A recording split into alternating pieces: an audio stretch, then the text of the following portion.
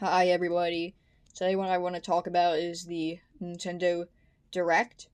Also I'm still working on this project because yes, I did hand it in for a grade or whatever, but the teacher told me that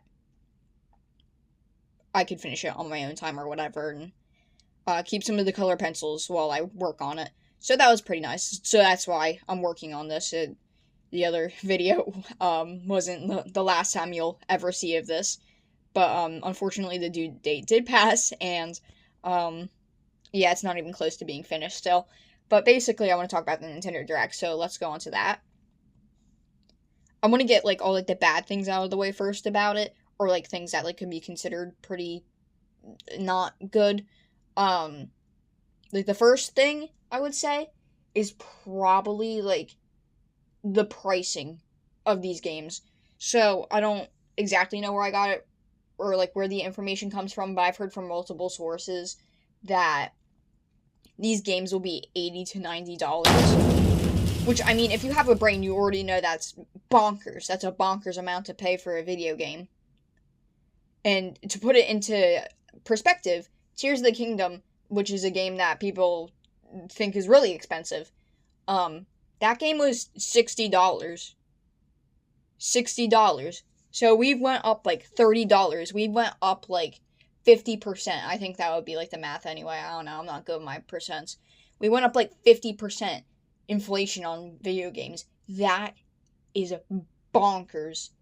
Another thing that I thought was like really cheap about it, or just like not about like the games, but like the pricing, or I guess more about the games, but is that for the tutorial game, like basically like the Astro's Playroom type game, except it doesn't look nearly as good as that, is that for this tutorial game, you have to effing pay for it. So basically, you're like, by the time you get this game, you're already gonna know how the freaking Switch 2 works, and obviously it's not gonna be very different from Switch 1 or whatever.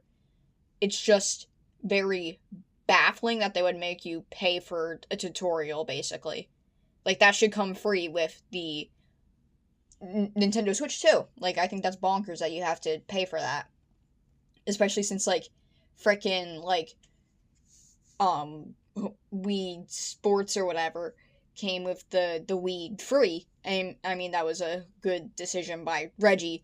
But basically, the Nintendo don't do stuff like that anymore. And, I mean, obviously we don't have Reggie anymore, so Reggie wouldn't have let that slide, bro. Reggie would save us from the horrible pricing on the fact that you have to pay for the tutorial. Reggie would have been like, nah, that's free, dog. That's free. Like, I mean, obviously it worked well in the past because, like, if you think about it or whatever, it did, like, really good with the Wii, sold a whole bunch of copies or whatever because it was coming with this free game. Well, I mean, that's part of it anyway. It was just, it looked good anyway. But that was definitely part of it. That definitely helped increase sales. So now they're just doing the complete opposite and making you pay for a tutorial that doesn't even look very much like a game, and you're gonna pay like $80 to $90 for like a regular game. With all the bad stuff out of the way, like, not the entire Direct was bad. I don't want to say that. The actual hardware for the Switch 2 seems very like cool or whatever, like it's in 4K. Obviously improved graphics are nice. I mean, it's not all there is to video games, but it is something to be excited about. Something that I'm really excited about is the new Mario Kart games, or not games, new Mario Kart game and Donkey Kong and Kirby game. So, there's like two things I'm excited for with Kirby. Is that, even though I find it weird that they chose to make like a DLC for Forgotten Land, like 2 years later after the game's release, and you know, this will be a few months away because, you know, it's when the Switch 2 comes out.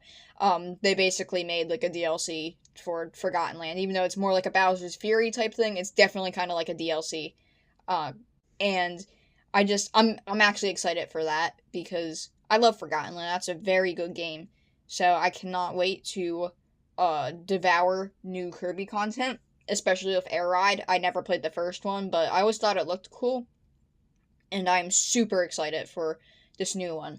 and I haven't really played a Donkey Kong game too, but I feel like I was gonna bring that up. I feel like the Donkey Kong game looks very, like, it's built similar to the Forgotten Land, if that makes sense. Like, the stage layout is very similar, but, like, I'm not saying it's, like, a clone of Forgotten Land. Obviously, it's not. But I just feel like it has, like, some similar type mechanics to that, and that makes me, really excited, because I love Forgotten Land, as I've said. And, I mean, like I said, Mario Kart looks absolutely amazing, even though it's gonna be, like, $80.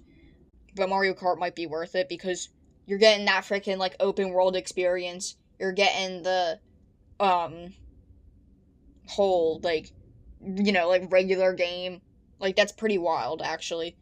So, I am very excited about that.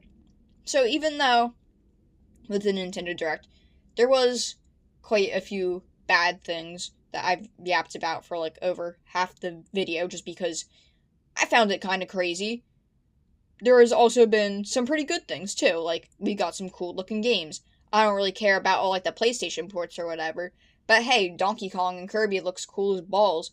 Like, that's just really goated, honestly. So I am still excited for the Switch 2, even though I probably made it seem like I'm not. I swear to God, I am very excited, and I'm very excited to see all the games that will come out and what's to come. Honestly, I really thought there was gonna be, like, something about Splatoon 4, but I don't know, I'm asking too much about that, I think. But yeah, that's really it. Goodbye.